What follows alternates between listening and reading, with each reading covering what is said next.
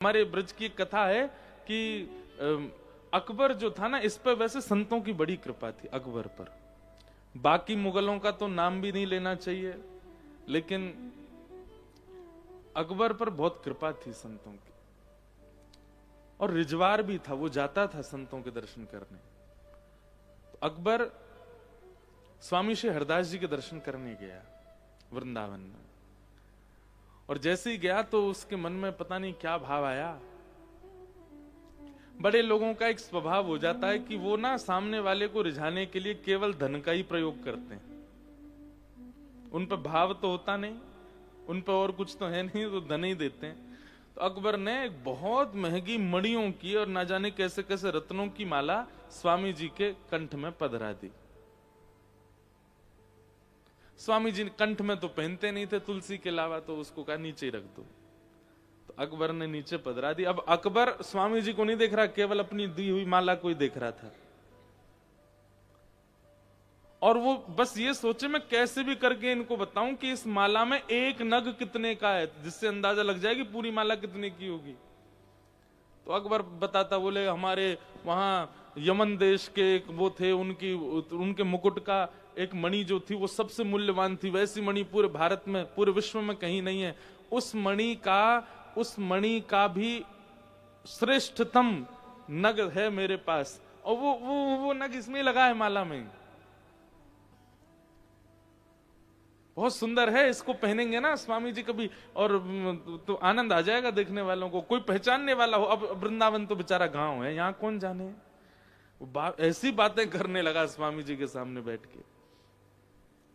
बोले लेकिन हाँ, हमारे दिल्ली से अगर कोई आया और उसने स्वामी जी के पास ये माला देख ली, तो वो देख करके कहेगा कि भैया अद्भुत है। स्वामी जी समझ गए। इतने में ही एक वन में से हिरण निकल करके आया, स्वामी जी के पास आकर के बैठ गया। स्वामी जी तो जब स्वर लगाते थे ना, तो सारे पशु पक्षी आदि सब अपनी जगह स्तब्ध हो जाते थे, सब सुनते थे नेत्र बंद करके स्वामी जी को। तो हिरण आकर के स्वामी जी के पास बैठ गया। स्वामी जी हरिदास जी, जिन्होंने बिहारी जी को प्रकट किया वृंदावन में, प्रेम से उसको सहला रहे थे। और पता नहीं क्या आया, वो चरणों में जो मणि की माला अकबर ने पहनाई, वो उठा के उस हिरण के गले में पहना दी। और यहां गले में पहनाई ही थी, अकबर देख रहा था, उसका हृदय निकला निकला जा रहा था। बोले आगरा खरीद लिया जाएगा, इतनी महंगी है ये, और ये देखो हिरण को पहना रहे। इतने में ही जाने क्या हिरणों के झुंड की आवाज आई, और वो माला पहनाते ही हिरण उठ के दौड़ करके भागा और सीधा जंगल में प्रवेश कर गया।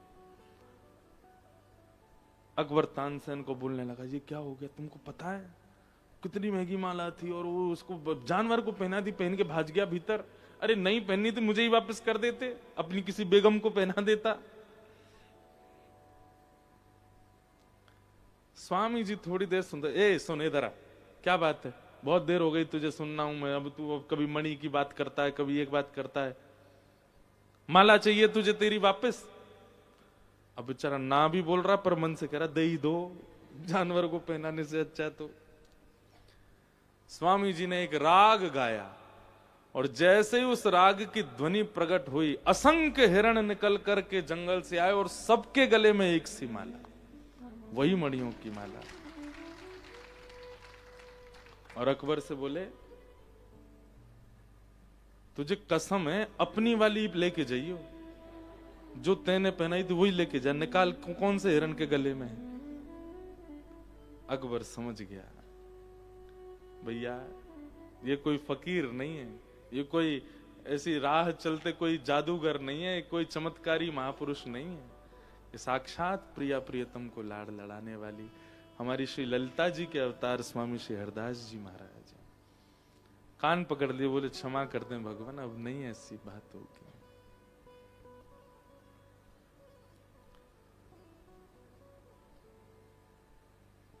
वस्तु या किसी भी प्रकार की कोई बहुमूल्य वस्तु,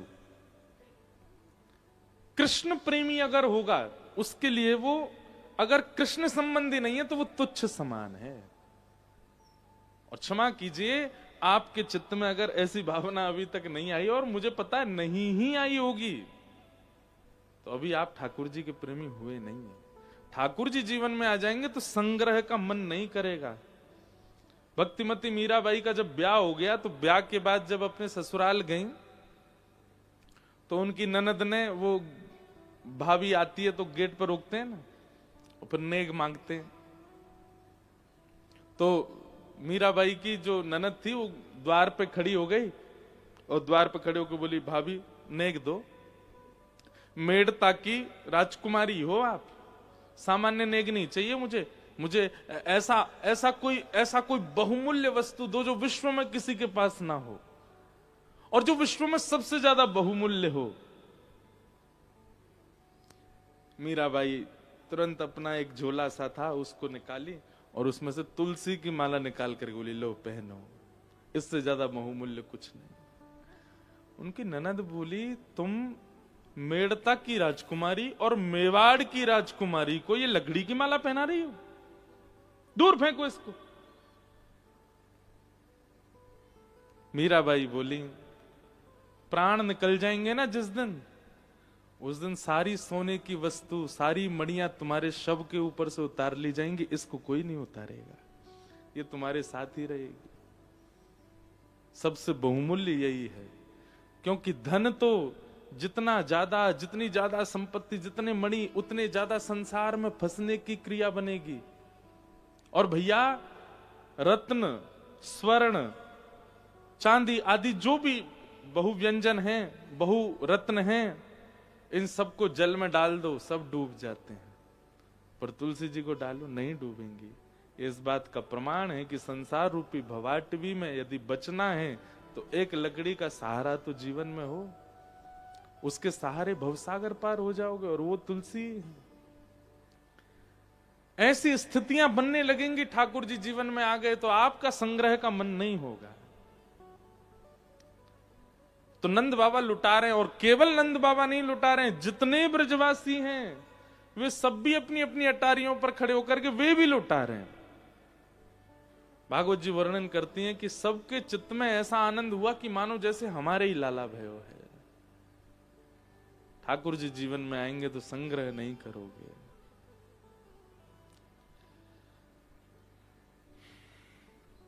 इस प्रकार